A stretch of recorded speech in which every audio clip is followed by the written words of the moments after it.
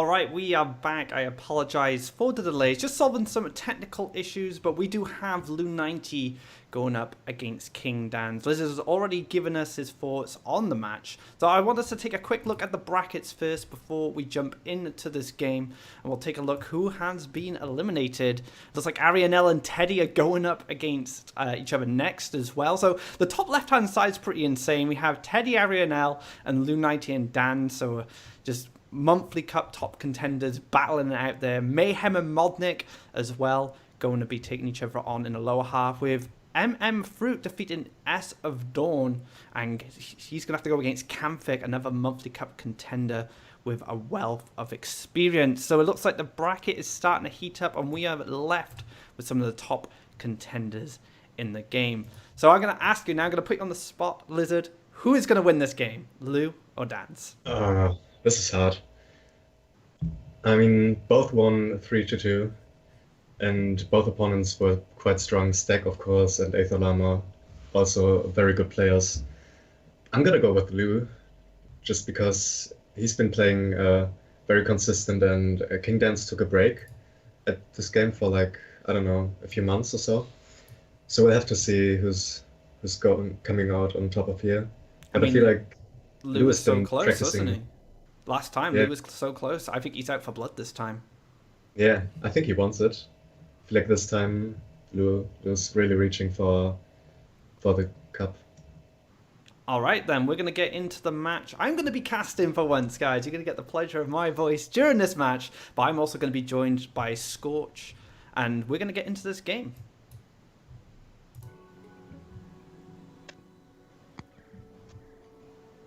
So Lu90 versus King Dan's round 2, best of 5. Curious to see what these guys bring for the games, because we've had, like you said, this blue jump nerf.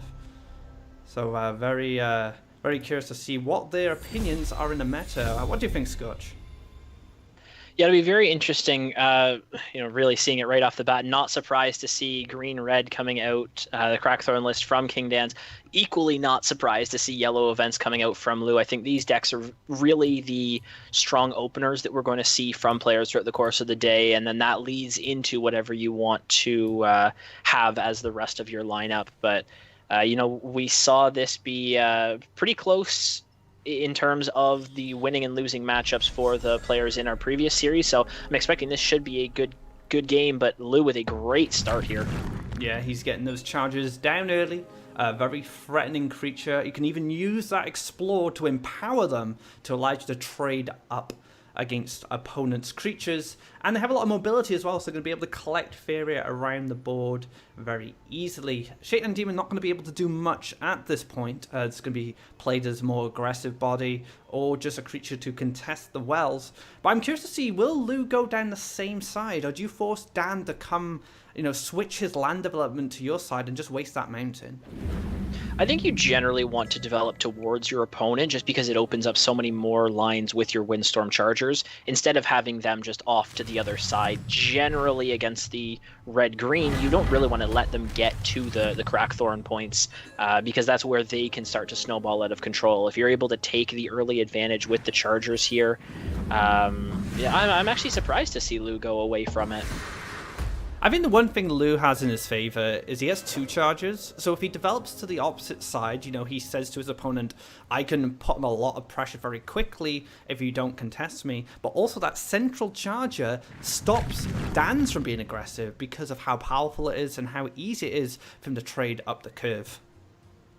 Yeah, now with that aggressive mountain, it would be really nice to get something like the Underground Boss or Underground Brigand down, but just a single event right here, even just like a Soul Drain, is going to allow Lou to clear one of these off. Unfortunately, he doesn't have it in hand, so King Dan's kind of making the right read in pushing this aggression.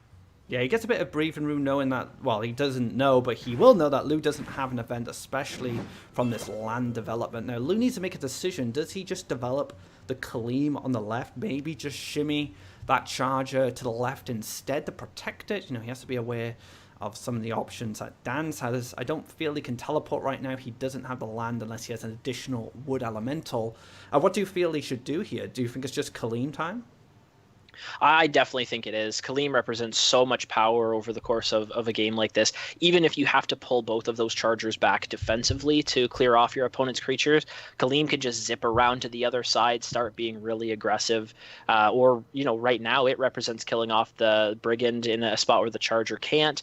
And then if you're able to find something like your Outland Ranger, get that campfire down, it's just so impactful having the flying as well as the extra mobility. He's thinking long and hard about this, and it looks like he's going to go for a more defensive line. Maybe line Kaleem up in the middle, like you said, it's going to be able to challenge the Brigand. But Dan's does have that overgrown tower in hand, so he can extend its power outside of Kaleem's reach. And Lou right now doesn't have those events to support it. Yeah, Lou really needs to find kind of something else of a control tool, whether it's a Wind Soldier to give him that extra little bit of burst damage, whether it is a Soul Drain to have the event synergy, or even just a Flash Wind. You can use maybe Kaleem to go aggressive and then use the Flash Wind to move your Charger back or across, but he really just needs something else right now because the Demon really can't come down in a good enough position to contest what King Dan's is bringing, and the Colossus at 9 Faeria is really just not going to be playable at this stage.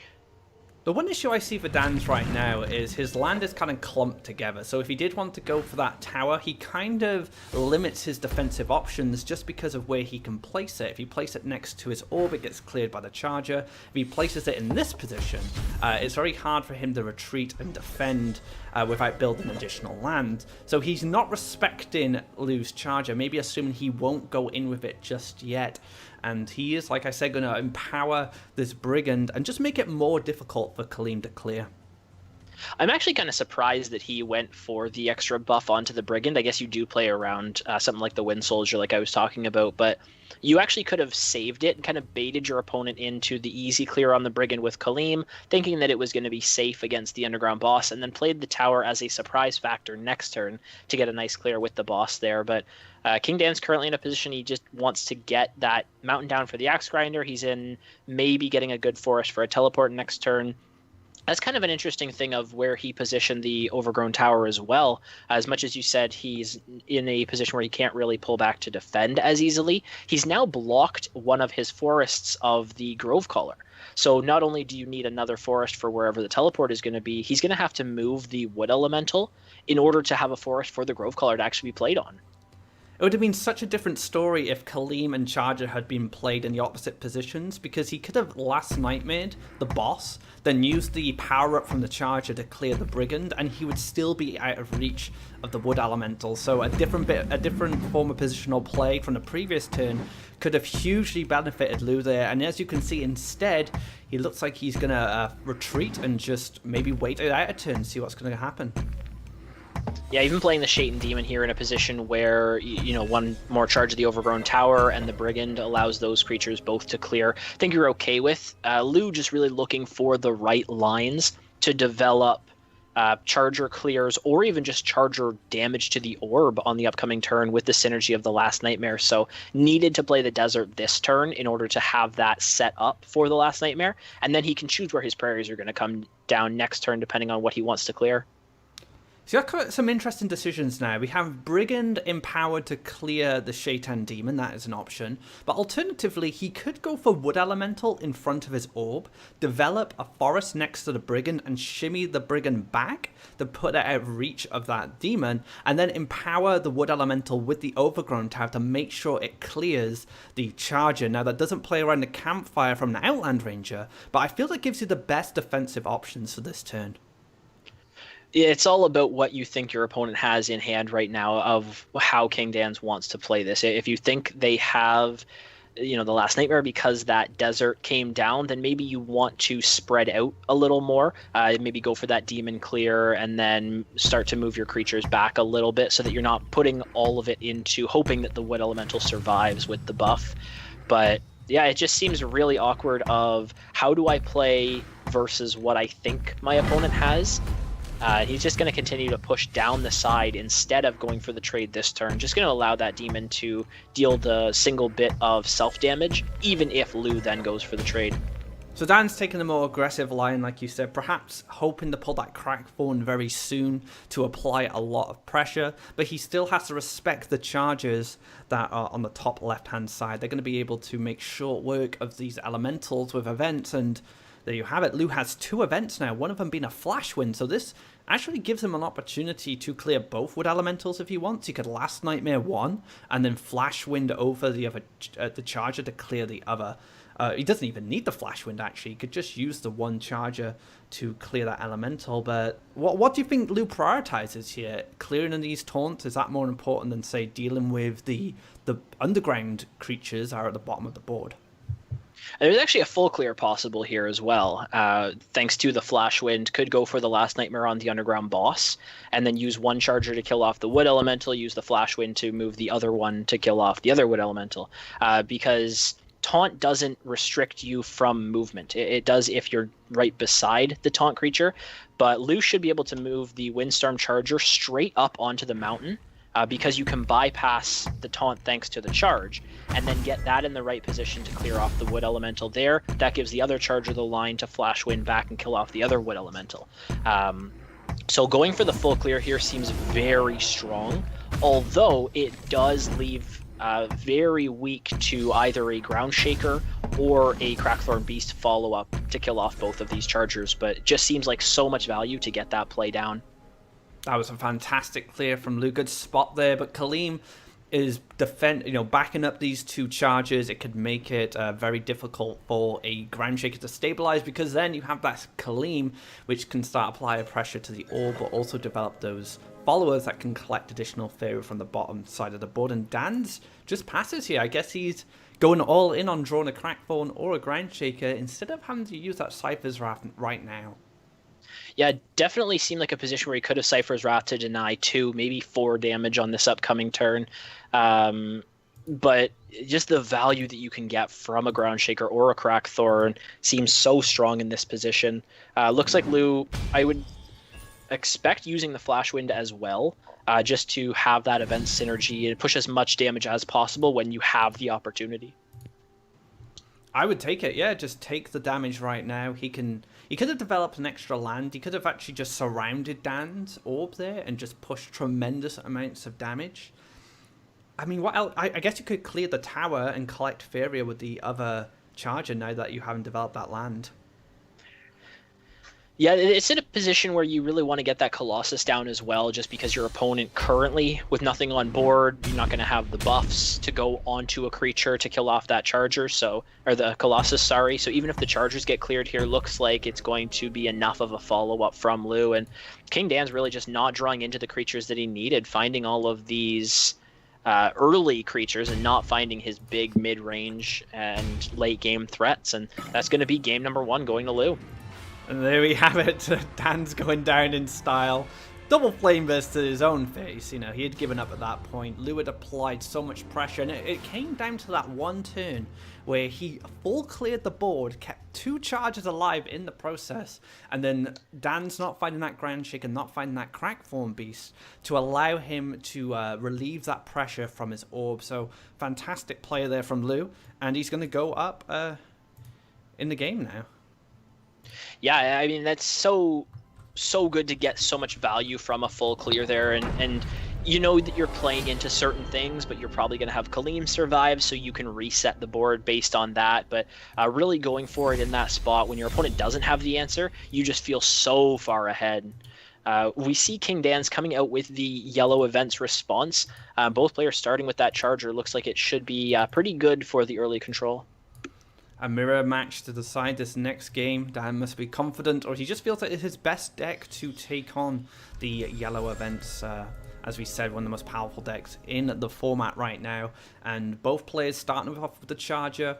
Outland Ranger for Dan's as well, which is really good. It gives him a strong opener in double neutral into the Outland Ranger. Doesn't need to use the campfire immediately.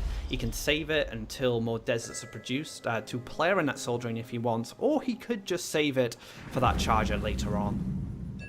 It's always interesting in these type of yellow decks, when you're going second, generally we see desert, explore desert to get the proper positioning right onto the well. When you're on turn 1, desert puts your charger in an awkward spot sometimes. So when you can get the Outland Ranger down first, it allows you to double prairie, and even though it delays your charger for a turn, you ensure that your desert positionings are in the right spot so that once the charger does come down, it can really be used to its full potential. And that Outland Ranger starts harvesting early as well, so you're not taken too far back on turn 1 because you're going to get an additional Faeria from that neutral creature. And like you said, the desert positioning is so good for the charger, it allows him to cleanly double collect or set up those lands for wind soldiers and stuff like that a little later on. As for Lou, he does have that explore. He can explore into desert to set up his own charger if he chooses, but at this point you probably want to go on the opposite side of the board because right now Dan's is pretty dangerous with that 4/3. Yeah, if there was a Wind Soldier in hand, you want to develop towards and killing off this Outland Ranger, but as soon as you see that campfire come down and the Soul Drain is denied, then you generally would want to reset. Or even if we do see Lou build towards the same side, that charger will definitely come down in front of the orb, but I would more expect to see it on the far side, especially with that Fanatic in hand. It just gives you so many options for the follow-up. If Lou had decided to go down the other side, he would have been in range of that Outland Ranger. Now, he could have built a desert down to be just out of reach, but the problem with that is, like, mobility tricks are so common in yellow events, and sometimes you just don't know what little bits of tech your opponent adds, like Kaleem's Training or Safeguard. There are so many little things you can add to yellow events in their flex slots. You have to kind of play around all of them most of the time, and it looks like Dan's just flooding the right side and making sure he takes control of it. Yeah, this may actually end up being a little awkward for King Dan's, just because you might end up in a spot where that demon is going to like block the charger and then you don't get the right movements. But if he's running something like the Kaleem's Training like you're talking about, it can be very impactful for the charger to just go across to the opposite side, and it opens up so many more options of running just such a simple card when you're already running so much movement. Now, the one issue Lou might have is Flashwind or a Fanatic from Dan's. He can move his Outland Ranger to clear this charger, and he's going to lose out on its very powerful ability, allowing it to most likely trade up the curve. However, Lou's kind of in a weird spot. He kind of just needs to go for it, collect that Faeria, hope Dan's doesn't have the answer. And right now, Dan's doesn't, because he can't draw a card and develop land. So this charger should be safe right now. Yeah, I mean, that could have been a position where you use the Fanatic to jump the charger back to try to play around something like that, but it just seems in a position where the Fanatic probably just gets cleared very easily and it doesn't really achieve anything other than keeping your charger safe, and you don't have a great follow-up with the charger anyway. So Lou just holding on to his cards, going to evaluate all of his options and probably unleash something big in one turn coming up. And King Dan's, we see just continue to flood the board, really. I think Dan has two lines here. He either goes for another charger, and then he still has a charger in range of Lou if Lou decides to go aggressive, or he could have campfired his other Outland Ranger to play around the Soul Drain and keep that aggression alive. Now, Lou has the option to Soul Drain that Outland Ranger at the bottom. He has a Nightmare, so he could even just Nightmare the 4/3, maybe Fanatic across and clear the charger, so he gets a lot of value that way. There's a lot of different ways Lou can execute this turn. Yeah, I mean, there's even just a simple play of Soul Drain the Outland Ranger, kill off the Outland Ranger right in front of King Dan's Orb, and play a Colossus. Maybe you're thinking in this stage your opponent's on 0 Faeria, they're on 2 deserts, they can't play a Last Nightmare, so I can start to push some damage. And especially with the Colossus, if it's safe enough, and that Shaitan Demon for the self-damage, maybe you think you can end the game quick enough here. But like you said, going for one of those clear lines looks good as well. I don't think there's quite a line where you can do too much in the course of like charger damage and the Colossus here, but could just go for a desert, Last Nightmare the Outland Ranger directly in front of King Dan's Orb, hit the Orb for 4, and then play a Colossus. So many lines. This is kind of the beauty of this deck. It has a lot of flexibility. You can play it to your play style. You can play aggressive from this position. You can play defensive.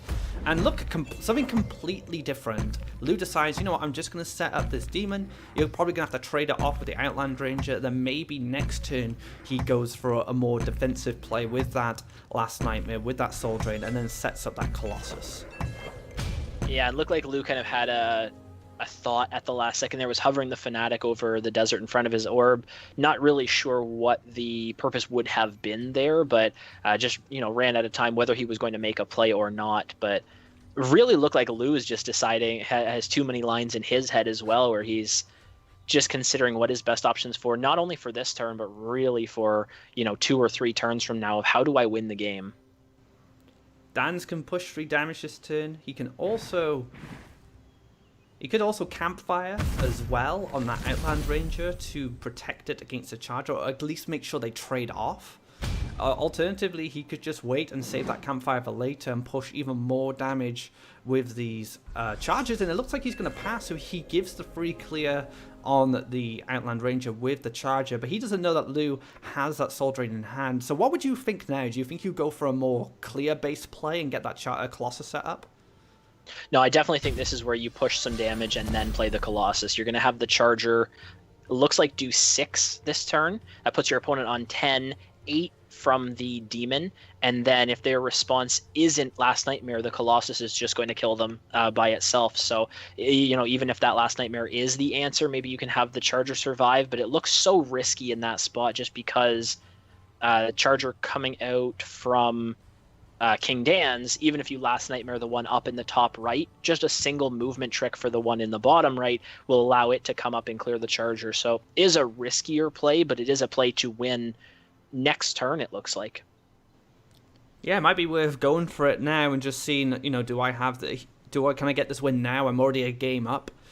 Alternatively, you could slow play it. You could play a bit more conservatively. It looks like he might be going for the line you suggested, develop that neutral, but again, spoiled for choice a little bit here. You can go defensive, go aggressive. Do you respect Yellow Event's mobility? Do you respect Dan's drawn into that removal for the Colossus? But we already know he has it in hand, and it looks like it's going to be a more defensive line. Yeah, it looks like it is going to clear the charger here. Maybe just develop another charger. It goes aggressive with that one, so always hovering the other cards coming out from Lou here. He just doesn't want to play the Colossus for 8 in this situation. You really want to get it discounted down to even 6 or 7 is really tough to play it at as well. But once you hit 6, and of course once you get it down to the max discount at 4 or 5, you definitely want to play it for those. Man, that Choking Sands was beautiful for Dan. He's going to be able to clear up the charger, can zip down, clear out the other charger that's near the demon, push some damage, and apply enormous pressure to Lou, maybe forcing a Last Nightmare from behind. But he decides to go for the Soul Drain after all, keeping his charger's life intact. He does kind of miss a bit of damage in the long term, but he just values that 4 life more. And speaking of trainings, it looks like Lou's the one with it teched in his list. Yeah, really unfortunate for King Dan's there that he didn't have a movement available and get that 8, maybe 10, or I guess 8 would be the max there, just because it would have been at the max event synergy possible. But Lou just not finding what he needs here. The Colossus sitting at 8 are going to get removed right away, it looks like, from the Last Nightmare, but also in an aggressive position when he's already going to be taking so much damage. And now we're going to have an aggressive Colossus. Lou's last hope. He knows he can't Nightmare in a situation because Nightmaring from behind is always bad, especially if you Nightmare a free Faeria creature. You want to be getting as much value as possible. The Nightmare is going to come down from Dan's, going to clear out that Colossus and push incredible amounts of damage. And Lou got his back against the wall, and I can't see a way out for him. Yeah, this is a situation where even clearing off one of these creatures isn't going to be enough. You really need both of them to die here. And the Soul Drain just not going to be enough, and King Dan's going to take the game. And then we have it tied up 1-1 between these two fantastic players on the same team as well. So maybe they did some practicing together and have a bit of knowledge on each other's lineups. But Dan's, he's going to be able to switch decks now and reveal some of his other decks in his lineup, whereas Lou can go back to his yellow events. He still needs to find a win with it.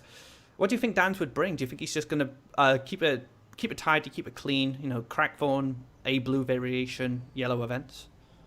Yeah, I think that's probably what we'll end up seeing. Could be mono green instead of the Crackthorn, but I just think Crackthorn gives you so many more options over the course of the game.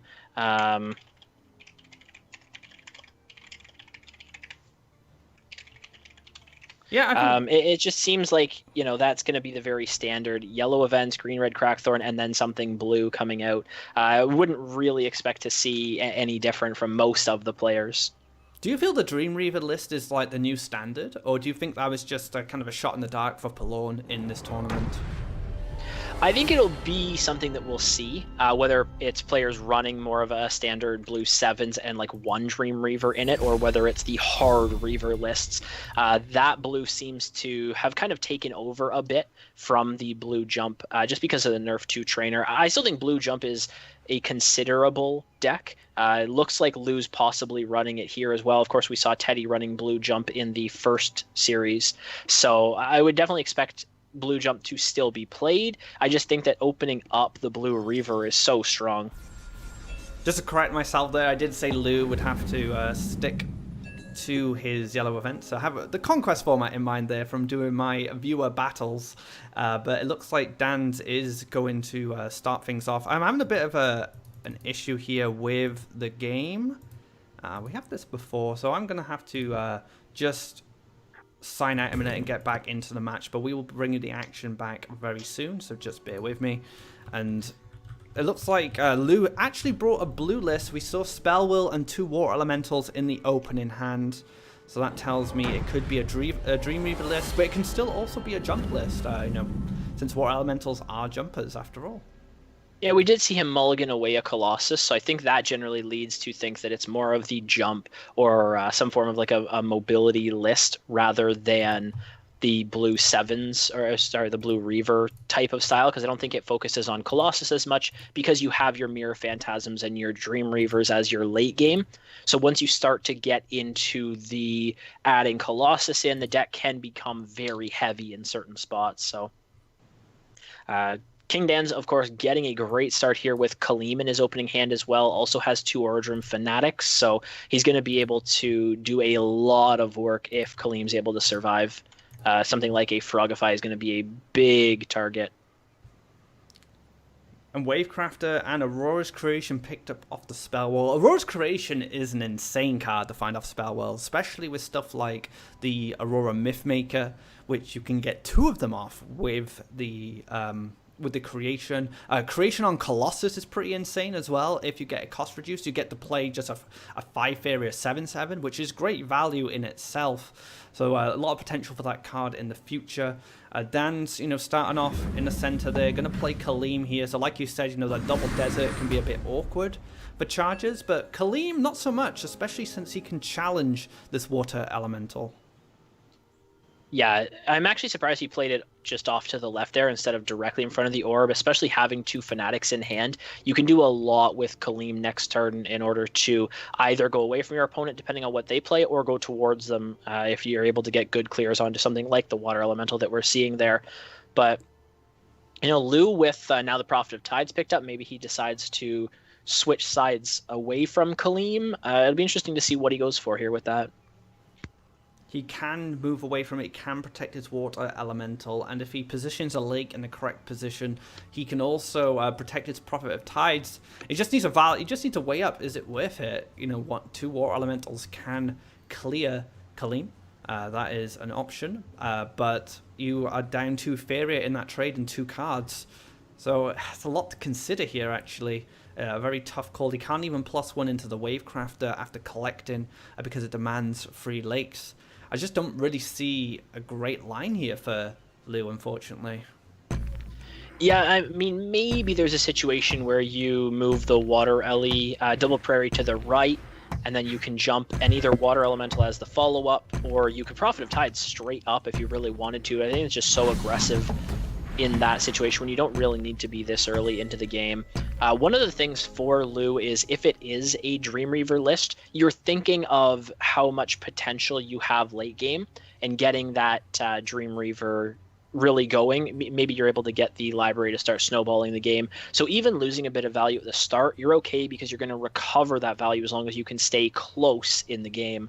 Whereas King Dan's right now just wanting to control the board early just because of the power of Gleam. Looks like he's going to use a mobility trick here to clear out the right side water elemental. It's not too interesting clearing a central one, and that's mainly because the other one double collected on the following turn. So now he's kind of starving Lou a little bit now with that play, and he also gets to move his Kaleem into safety, or what he thinks is safety, but there is a Prophet of Tides. But at this point, I don't think Dan's would be too concerned to lose his Kaleem to a Prophet of Tides play now, because his Kaleem just did so much work. Yeah, definitely did. You're looking at Kaleem has now double collected, and it's going to clear 2 4-cost creatures. So just so much extra value created through that. Now maybe Lou can kind of find a little bit of collection value back, but he's actually kind of blocked himself with the lake positioning on the right there, because otherwise the water elemental could have jumped over and then Prophet of Tides straight up, and you would have got double collection from your water elemental, recovered some of that value, but just not able to do it in this situation. He could shift the lake into the center, get that central lake position, which he can maybe use to his advantage, then create another lake on the opponent's well and clear Kaleem that way. The only issue I have with that kind of line is you're kind of opening it up to the 2 jumpers on Dan's side. You know, he has 2 jump creatures at his disposal right now as well.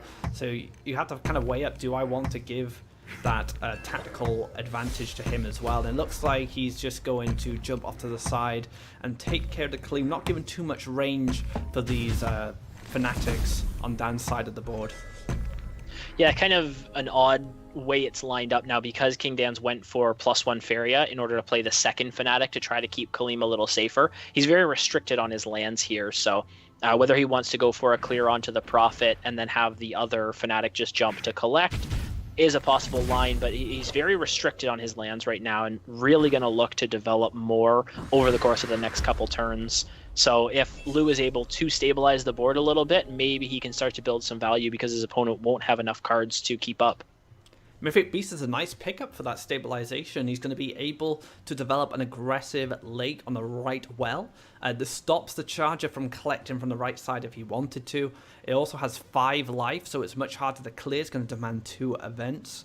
Dan's does have that Flash Wind in hand, so it gives him a bit of flexibility when moving around the board, but it looks like he's more interested in a much more durable creature, which is the Wavecrafter. Now, my only issue with Wavecrafter over Mystic Beast, is that you need 2 events to clear the Mystic Beast, but you also need 2 events to clear the Wavecrafter. I guess he's just assuming he's not going to have any mobility left, but no, Flashwind is definitely something to consider. Possibly just a big thing there was playing around a Campfire coming out, an Netland Ranger, just because that then puts your Charger at 5 life and it survives the Mystic Beast. Whereas the Wavecrafter here looks like even if both creatures are able to trade into it, you're going to kill them both off as well. I think the upsides for Lou are much greater in the Wavecrafter play than the Mystic Beast. So maybe that's all he's thinking in this situation of, like you say, have something that's more durable, but also something that trades better as well. Yeah, Campfire definitely a consideration there for him. But now he needs to decide how is he going to deal with this Wavecrafter, or alternatively, does he ignore it, and can he spend all his Faeria before its ability triggers? Now, Wavecrafter is a card that at the end of your opponent's turn sets all players' Faeria to free. So he will need to use his Faeria or clear it, and it looks like the clear is going to be the option here, and just drop that demon, and this is just to protect his Faeria pool. Yeah, really big swing there in terms of how the board was looking for Lou. Like you said, just protecting the Faeria pool. King Dan's was looking in a position where he might lose 4 Faeria there, possibly more if he didn't play the Shaitan Demon. And then Lou was also going to recover 3 Faeria. That was going to set him up to 6 for this upcoming turn, maybe 7 because the Wavecrafter would have collected. So just a huge swing in terms of needing to kill that creature off. And now we see that Mystic Beast come down when King Dan's doesn't have anything on the board, and this kind of gives Lou initiative now. And the Shaitan Demon isn't going to move into the double collection spot. We have Dan's taking the draw, setting up that charger, and maybe a race might be initiated now. Mystic Beast versus all these creatures getting piled down, but Outland Ranger does get played in a defensive position to be able to answer this beast if, say, a Soul Drain's picked up, or a bit of mobility depending on its positioning. But the one advantage Lou is gaining now, he is collecting from his opponent's well, which is going to be relevant later on when those Wave Crash Colossus come down. Yeah, such a big impact now having that discount onto the Colossus. Of course, you gain Faeria by collecting, but it doubles down when you're able to discount the Colossus as well. Another big thing right now, because King Dan's had to play a creature, and the demon was the only one that he had on that specific turn, that demon's going to start to burn himself down with that self-damage. So the Mystic Beast dealing damage this turn, if Lou can get maybe the water elemental set up, you can push a lot of damage next turn as well. And then even if your opponent's able to clear, you're looking just to get that one hit with the Colossus to end the game, with this Shaitan Demon just being in kind of an awkward spot right now. I think Lou is going to capitalize on the Shaitan Demon self-harming Dan through his ability, and then just, applying some pressure with these Battletoads as well. The Toads challenge the Outland Ranger without the campfire. They also set up as double collectors on top of that, so he can gain some Faeria, but also keep applying pressure. But this training is a great pickup here. If Dan's wants to just apply pressure, he can push 6 damage of his own this turn with that Demon. Yeah, it depends on how aggressive he wants to be versus playing for more defensive, using the Ranger to clear off the Mystic Beast there. I'm actually kind of disappointed Lou went for the Battletoads play, because he could have gone for another lake up into the well, where he went for the double prairies and went Water Elemental, and then the other land where the Mystic Beast is currently standing. And that would have set up 7 damage on the following turn instead of the Battletoads, which currently only represents 6 on the following turn. So looks like King Dan's is going to go for the aggressive line here. Would not be surprised to see the Campfire come down as well. Push 7 damage this turn, but could save the Campfire for next turn for Charger follow-up. My only issue with this line is the Frogify. He's very vulnerable in this spot to the Battletoad on the bottom. Could just jump over, drop the Frogify down, clear the Demon, and the pressure is relieved. And then that Mystic Beast and the Frog will continue to deal damage. Now, Dan needs to decide if he wants to use a Campfire and use not. So he does allow the Frog to clear the Outland Ranger and relieve pressure of that beast. It's kind of an awkward spot right now for Lou of using the Frogify versus not using it. Depends on how much damage he can actually push here, because if he can get King Dan's to a position where he's going to burn down enough from the self damage to next turn, maybe 2 on the following turn, if he's able to survive, then you can actually use that damage against your opponent instead of clearing it right now. Just depends on how much threat you think you're under. And with the Demon and the Charger very close to the orb, I think he probably thinks he's pretty close. It just needs 2 events maybe to kill him off. So probably we will see the Frogify this turn. And he does know his opponent has that Campfire in hand. So that is going to play a big role in how much damage he feels Dan's can deal next turn. But Lou is in a great position to kind of dictate the momentum of the game right now. We can slow it right down with that Frogify play, clear out the Outland Ranger, and just leave the Charger, which then has to make the choice of playing aggressively, playing defensively, or just collecting Faeria. Now, I quite like the Frogify line because I'm not sure if he can race a Charger and a Demon at this point. But perhaps he is going to go for the aggressive line, so he feels like he can just race down the... Oh, okay, Frogify on the Charger. I like that. Very well played from Lou there. I didn't even think of that. Yeah, very aggressive line. Of course, that is the self-damage from the Demon that I was talking about. In this situation, Lou just needs one of these creatures to survive, and it looks like that's going to be enough to seal the game for him. And instead of Frogifying to clear off the Demon, which is currently more damage, the Charger actually could represent more damage, so goes for the Frogify on that instead. And we see the Time of Legends and the Soul Drain picked up. King Dan's would have had enough damage to end the game there, so really nicely played. Even with this Soul Drain, it's just not going to be enough. The Demon self damage is going to kill King Dan's next turn. Well played from Lou. Fantastic line there, transforming the card that was the immediate threat rather than going for the clear there. And we're going to just see Dan's drop his hand here. And it looks like the Beast and the Demon is going to do the job. And Lou is going to go 2-1 in this series. Yeah, very nicely played coming out. The Forbidden Library, a little bit of showing off what he's got in the deck as well. Interesting that Lou actually played it, because sometimes you want to keep that information hidden from your opponent. It's always interesting when you're in a position where you think you're very far behind. Sometimes you just play out the game to get enough information of certain cards that your opponent has, because they're going to be using the same deck again on the next turn. So it's interesting that Lou did play that, because Library is actually something that is very important maybe to hide from your opponent. Maybe these players know each other's decks. They are teammates. They may have practiced together, maybe built their lineups together. So maybe didn't feel like he needed to hide the information. But one thing I have noticed from Lou in this series is a show of respect. Now, if we go back to the last monthly cup, I don't believe he played any other Equilibrium members. But I do remember a lot of emoting, and we haven't seen any from him, really. He's been very quiet. So I'm curious to see if Lou does go through to the next round. Does he just unleash the emote train on his next opponent? It is reformed Lou we're seeing here, of course. We're going to have to see King Dan's, I would assume, bringing out... Interesting. That, to me, looks like it's going to be a green-blue enchantment. I'm very excited to see this. It's a style that I particularly love in these type of decks, and was curious to see if we'd ever see it break through into the monthly cup, because it doesn't use too many cards, depending on the way that you want to build it, to pull away from some of the big, what we consider the big decks. So very interesting to see this come out from King Dan's. And the Flower Silk Faeria as well. I know Dan's is a big fan of this card because I've seen him include it in a lot of his decks, be it just mid-range green where he'll build like an event variation. So Flower Silk, it's one of my favorite cards as well, but I find Flower Silk has off days with me. It's just like, I'm just not going to crack. I'm just not going to give you the power up, and it just gets wrecked by Falcon Dives, Empress Commands, and Ground Shakers. But fortunately for Dan's, that's not going to be an issue for him. Empress Command perhaps, but this Flower Silk should stick around.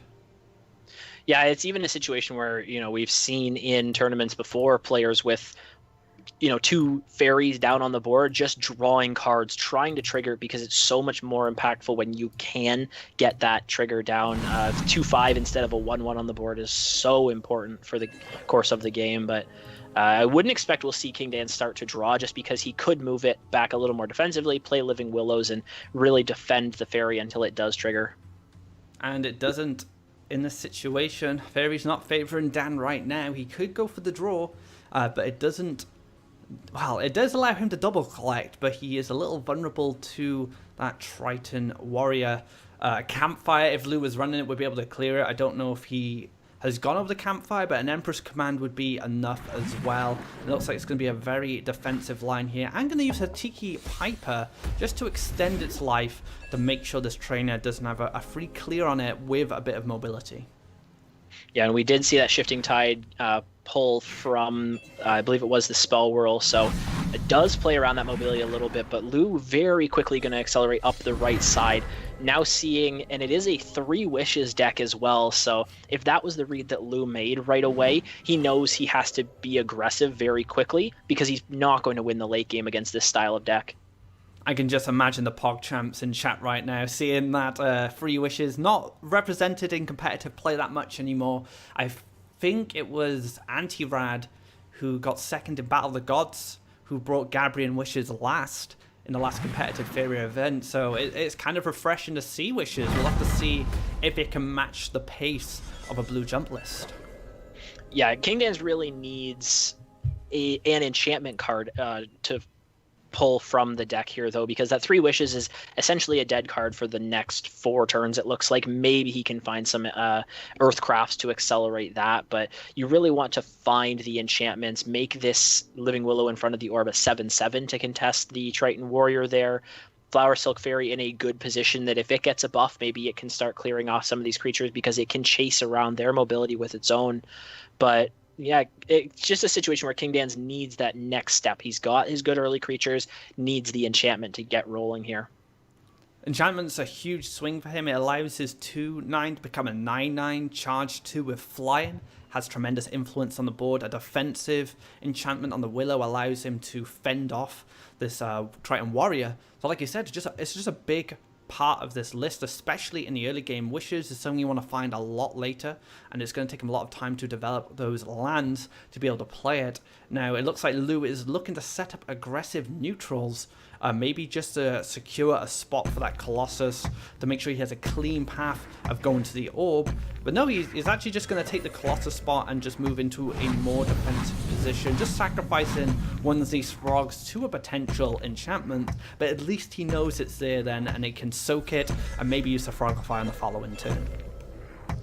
Yeah, one of the big things of playing against something like the Gabrian Wishes here, not even the Wishes specifically, but just the green-blue enchant style, is generally it lacks a little bit of mobility depending on the way that you build it. You can use things like the Shifting Tide, like the Prophet, or we've seen Sunken Tower in some of these decks in the past, but Lou doing a really good job of filling in the land so that mobility won't be as apparent if King Dan's does pick it up. But now with the Elderwood Embrace picked up, can use it onto the Living Willow and have this big beefy creature that could trade into some of these little guys. But I really like the way that Lou's flooding the board as well, because you're not playing into any form of AoE. You set up a lot of options for something like that Frogify in hand, and then anything on the board coming out. He's not respecting Garadan at this point. Now, Garadan is a common inclusion in Free Wishes decks. You're going to build those mountains, so the AoE is going to come from that card. But no, we're not going to see Firestorm. It just costs too many lands, but Garadan is definitely a consideration. So Dan's may just be developing a mountain now to say to Lou, yo, you're going to have to respect my Garadan now. You've overextended. But Dan's doesn't have it, so maybe Lou's just like, well, you might not have it, I'm just going to go all in here. Colossus would be a fantastic play right now, especially with that enchant out the way, and he could block the Willow from killing the Colossus with an enchantment if he wants to play aggressively. How do you feel he approaches this turn? It's really tough in this situation. I'm very tempted to actually Frogify and clear off the Flower Silk Fairy, just because then you deny your opponent from pushing some orb damage. Maybe you just move the frog in front instead, but I really want to clear that off first and then start to push some of the... Even the smaller creatures right now can do a lot of work for this type of matchup rather than just relying on the Colossus. Interesting. Pulling the Willow towards his smaller creatures. Now he can use the 2/2, the 3/3, and the other 2/2 to clear out the Willow, and that means his Warrior will survive a Garadan, which could be very important if that's a read he's making, because if he was to use the Warrior as well in this clear, it could actually get very messy for him, because the Garadan would just be so amazing in clearing the board. And it looks like he might actually just use the Warrior here, again, not respecting Garadan. Let's see if Dan's can pull it out. Yeah, it really depends on the read that you want to make. This is a full clear coming out. Does expose you to Garadan if you think that that mountain coming out from your opponent was a Garadan read. Of course, we know that it's actually building towards 3 wishes, but really Lou just not respecting it at all and doesn't get punished. I feel like he could have went all in. I feel it was an all-in play, this line, and I liked it, because if Garadan came down, he was probably going to be in a bad position anyway. So I feel like he made the best of a bad position by clearing the board and applying a lot of pressure. And now that Dan has seen that Frogify, he's more willing to invest a Elderwood Embrace now, just to protect his Faeria Collector, to make sure he has a defender next turn. But now Lou needs to decide, what does he want to do? Does he want to continue pushing aggression? Does he want to go back and collect Faeria? How do you feel he approaches this turn? I think you probably push aggression here.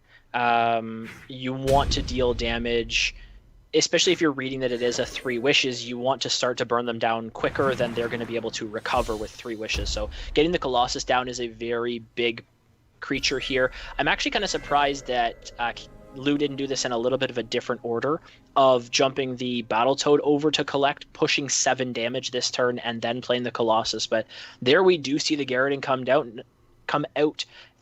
Not as big of an impact as it would have had last turn, but still clears most of the board. Gives him a bit of breathing room, clears a lot of the board. he can position his Willow into a more defensive placement, allowing himself to taunt up this Colossus next turn. But a Frogify would be pretty huge for Lou this turn, just stopping that taunt. And speak of the devil, ripped right off the top. I wonder if he uses it. +1 Frogify, hit the orb and just set for lethal next turn. It's very close in this situation because if your opponent doesn't have another buff, even though they can taunt the Colossus, they're not going to kill it. So you could save that Frogify for next turn and deny the taunt then, whereas Frogifying this turn, if they have a buff, it clears anyway. So it's pretty close, I think, in that situation of which way you want to play it, but does go for the Frogify now. Oh man, Dan's is going to do it. He can develop the desert and 3 wishes. See what he pulls. Anything relevant right now, like Ninja Toad isn't going to be a big one because he won't be able to use it. He needs that additional lake.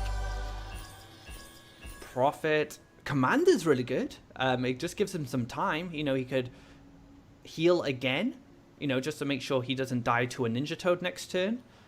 Is there any alternatives? I guess he could profit his Garadan over and then clear the Colossus that way, and that's nice and clean. That allows his Frog to move into a double collection spot.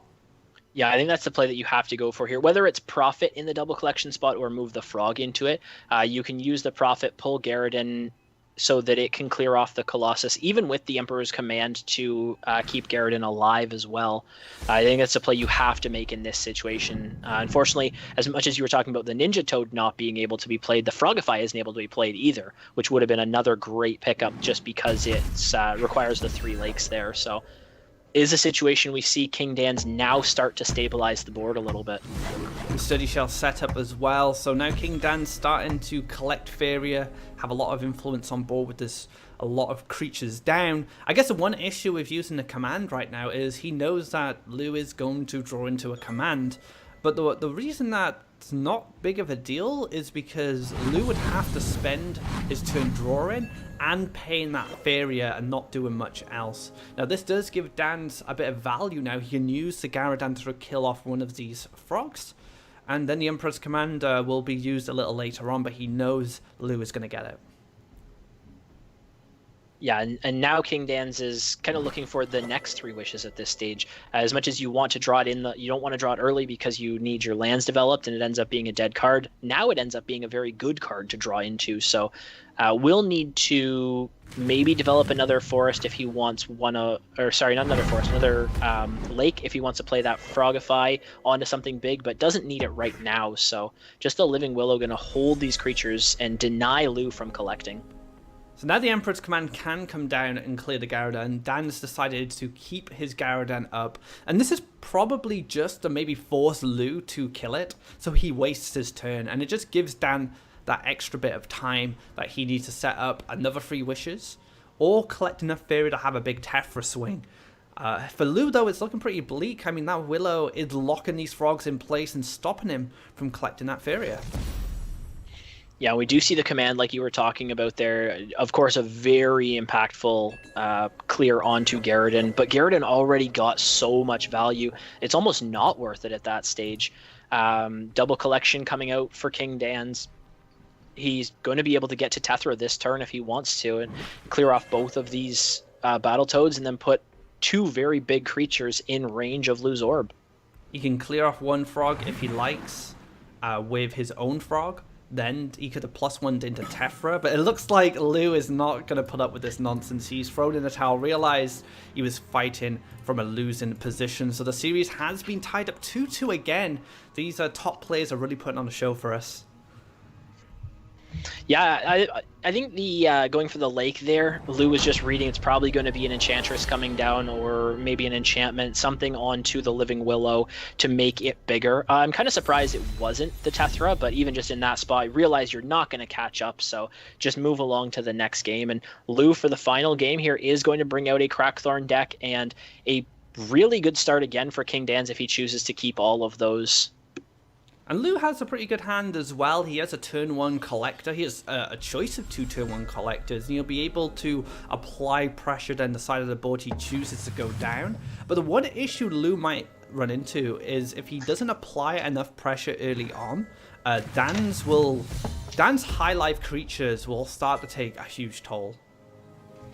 Yeah, big mulligan there as well. Lou throwing away the Cypher's Wrath because it would be very strong onto the Flower Silk Fairy. Now that's if King Dance goes for the fairy in this situation, but now because Lou's developed forests instead of mountains, you know that you have at least an extra turn for the fairy to survive against some of those clear events. So going for it in this way, looks like Lou is just going to push up as fast as possible to get the Axe Grinder spot. I don't blame him. He does need to seize the initiative in this match. He needs to apply pressure. He can't allow Dan to do what he wants. You can't allow him just develop the land, sit back, collect Faeria. He needs to be the aggressor and stop him before those 3 wishes become relevant, or before these high life creatures get out of reach. He may not be running Voice of Truth. You know, that could be a big part of his game plan. You know, I don't have Voice of Truth. I need to be aggressive. If he has Voice of Truth, the matchup might be a little easier, but these Willows still have 7 life. You know, they're still going to take a few hits. Yeah, and Lou going for the prairies there in order to set up the Grove Caller or the more aggressive Axe Grinder positioning as early as possible actually denied him from possibly having the double mountain to play like a Ground Shaker that turn, maybe scare King Dan's a little bit from playing this second Flower Silk Fairy, but just unfortunate right now that King Dan's wasn't able to get either of those to trigger. And now Dan has a decision. Does he draw a card to protect his fairies from a Ground Shaker? Or does he continue to develop lands for those wishes? And I kind of feel you need to continue developing lands because you want to be able to play that Enchantress. And you want to be able to clear out that Axe Grinder. Yeah, I think even if your Flower Silk Fairies get cleared here, getting the Enchantress down onto the Willow is such a big play. Even if it's Ground Shaker coming down, maybe it kills those, but you've killed everything of your opponent's creatures on the right side just with the Willow buff here. So I think that's just much more impactful of continuing to develop the lands, not only for the wishes, but for the clear as well there. And no Ground Shaker this turn, but the additional mountain allows Lou to push out this aggressive Cypher and develop the additional Axe Grinder. So the pressure is still being applied, and Cypher is a card that must be respected because right now, Dan's does not have an answer to it. He doesn't have an enchant to go along with that Elderwood Embrace. He can kind of stall things a little bit here. And to be fair, it does require like 2 power-ups for the Cypher to clear it. He does have the 1 Elderwood Embrace, but he needs to develop a land if he wants to play it. So do you feel that Lou perhaps just goes to that forest now, chucks the Elderwood Embrace on, and just takes a hit? It feels so bad in this situation. Could also go for the Grove Caller and trade the Axe Grinder in as well, but Cypher, of course, only gains base stats. So he's only going to gain +1/1 from killing this Flower Silk Fairy. That's going to require so much investment from Lou to kill off, and that is the play he's going for. But it just feels so bad in this situation. Elderwood on the Axe Grinder is pretty good here, but keeps his Axe Grinder alive and doesn't lose too much value. But that is a very good point about Cypher. Base stats is all he's willing to steal, and Flower Silk Fairies, or any fairy really, are good cards to deal with Cypher and invest power-ups to, because he doesn't get them. He's only going to get the 1/1 from the clear.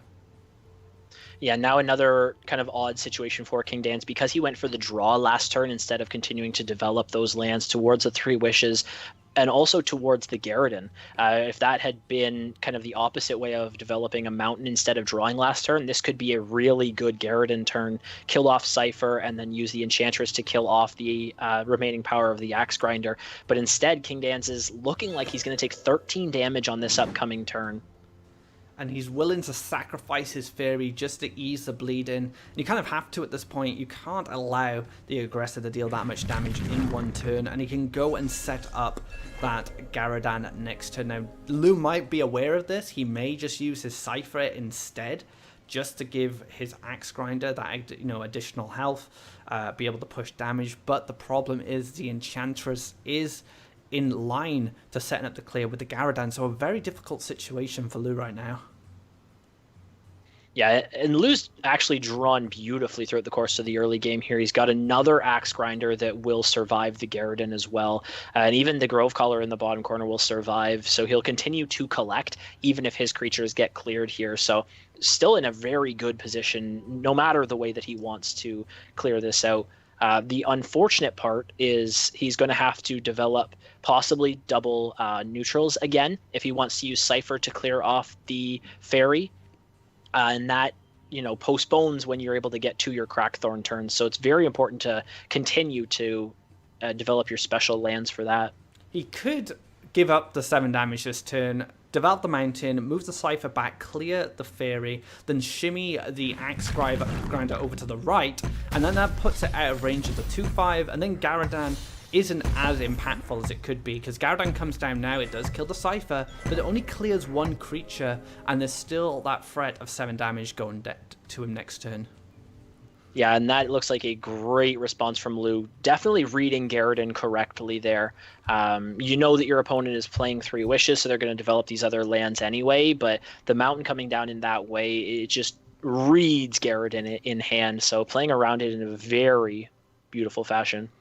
And the one advantage Lou does have is he has the Crackthorn in hand for next turn, so he can extend the power of his creatures as well, potentially push more damage, just make them more durable, because he's going to double collect now. He's going to be exactly on 6 Faeria. He needs 1 more land, can push that Crackthorn, maybe even block the Axe Grinder so the Garadan doesn't clear it cleanly, and then start applying pressure. Yeah, there's a lot of interesting decisions around where you want the Crackthorn to end up. Realistically, could go for the trade, although it's pretty bad, to trade the 7/1 into the 2/5 of the Enchantress, and then play your Crackthorn and your 5/1 Axe Grinder up in the top right corner where they're in a much more protected position. But all of the buffs going on to this 1 Axe Grinder means 10 damage to the face this turn can't be passed up. Do you slot the Crackthorn onto the mountain to protect the Axe Grinder? It is a bit weak to an enchantment. The Enchantress will still be able to clear this Crackthorn if Dan's does find the right answer, but I feel like you just invest in protecting this 10 damage, and then you have lethal next turn if there's no response. Yeah, it definitely seems like the way you want to do it. Just clump up in the top right corner. The Crackthorn could stay where it is, but I would more expect that you would dash it onto your opponent's mountain there, and then the 10/4 moves straight up onto your opponent's forest, and of course the 5/1 of the Axe Grinder moves up into the corner to be within range, hitting next turn. Just gonna leave it there. Gonna take the clear on the Enchantress, so I guess he respects enchantment, and just assumes that it's going to be very hard for Dan's to clear out this 3/3, but he does find that Earthcraft. This is going to allow a 3 wishes to come down, and he could potentially pick up removal for both these creatures.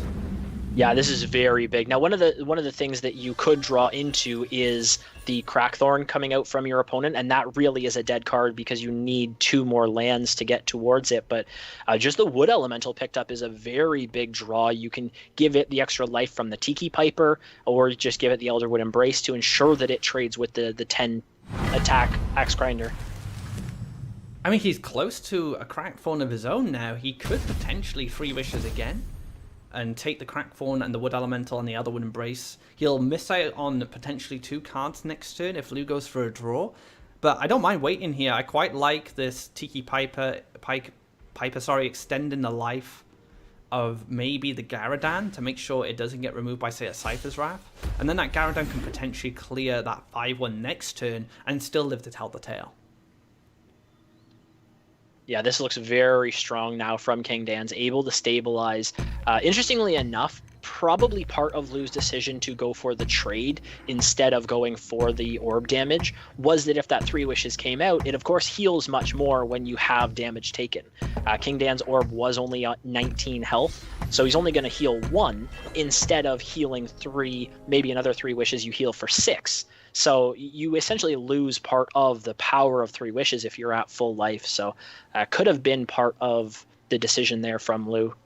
I'm a little interested with that Elderwood because he knows Lou is going to draw one, and it's not going to be enough to clear out the Axe Grinder if it does take the Elderwood Embrace. Axe Grinder is going to live on 1 health, but alternatively, there is Crackthorn next turn. So just, doing that extra damage might be a big deal for the Crackthorn play. Yeah, I'm actually kind of surprised that the Piper came down and buffed Garadan back up. As much as you were saying to play around the Cypher's Wrath, if that was in your opponent's hand, you knew 3 of the cards, even if they went for draws. So you knew that Cypher's Wrath wasn't going to be picked up, and the Piper and the Elderwood Embrace could be poured into the Wood Elemental there, and it would have kept it safe really no matter what the buffs coming down onto the Axe Grinder could have been. And now the tables have turned. Downs is in a very safe position. He's got double collection with the Garrodan, and now he can just go for the aggressive Crackthorn Beast and make Lou backpedal and have to defend. And he does clear out 2 amazing targets there. The bottom collector powering up that Garrodan, who can push 9 damage next turn. Yeah, and you know what your opponent is going to be seeing. You know that Crackthorn's going to be coming through, and they don't have the Faeria to play it.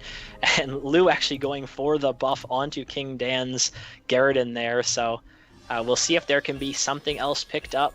And the Flame Burst will do it. Wow. 15, no, 1 off, sorry. 1 off with the Flame Burst. But at this point, how does a Crackthorn defend against an 11-12? It just doesn't happen. And Lou throwing that Elderwood Embrace on the Garrodan, kind of like a salute to his teammate. You've done it, buddy. It's okay. You can have it.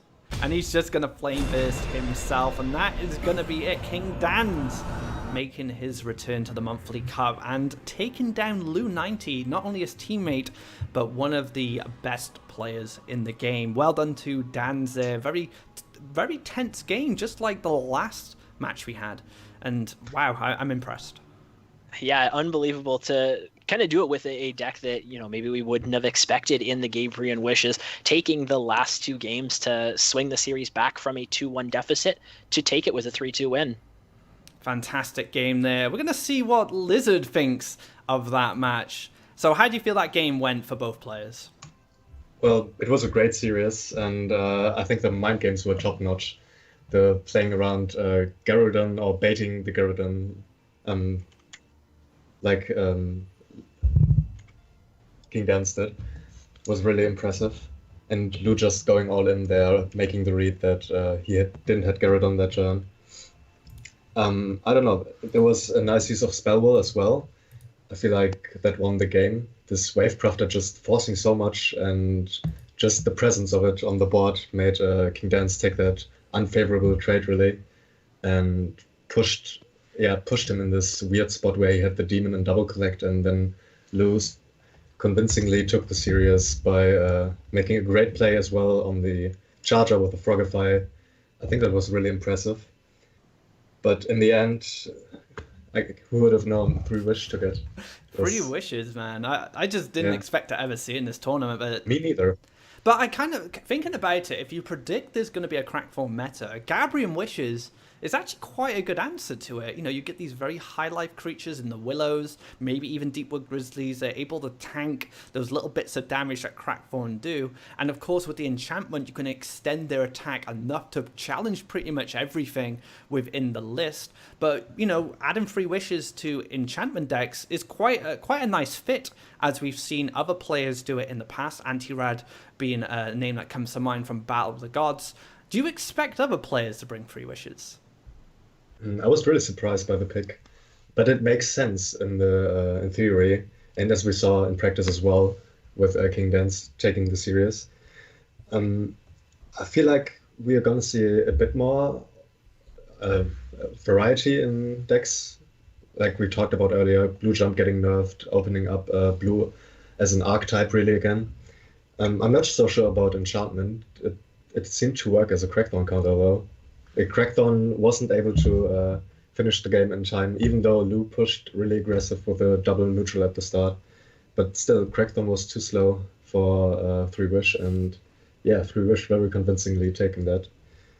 And we saw Dream Reaver as an alternative to blue as well, so we've seen Dream Reaver and we've seen 3 Wishes in the first 2 rounds of this tournament. So it just goes to show that a minor tweak on a very powerful deck can open up the metagame quite a lot.